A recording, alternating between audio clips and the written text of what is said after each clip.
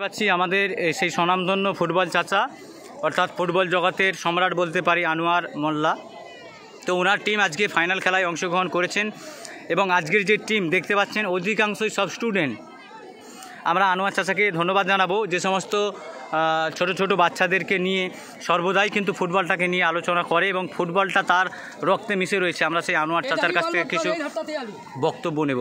তো আপনি তো বহুদিন ধরে ফুটবল খেলার সাথে যুক্ত আছেন, তো যে সমস্ত ছোট ছোট বাচ্চা আপনারা দেখলাম, তো সব প্লেয়ারগুলোই কিন্তু বাচ্চা, এদের বিষয়ে কোচিং বা এদের ভবিষ্যৎ বিষয়ে কি বলবেন?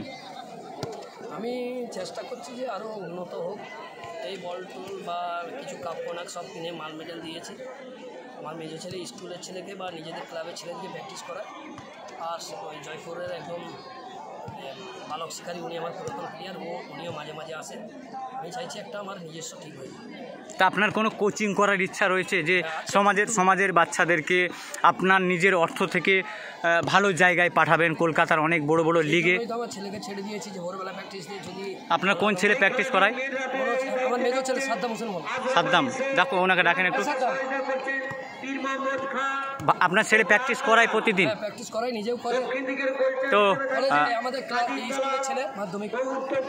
তো আপনার আব্বাজান তো ওনার স্বপ্ন রয়েছে আপনাদের এলাকার যে সমস্ত ছোট ছোট বাচ্চাদেরকে ট্রেনিং দিয়ে ভালো জায়গায় পৌঁছানো। আপনি নিজে কোচিং করেছেন না? প্রত্যেকদিন ঘরে করায়।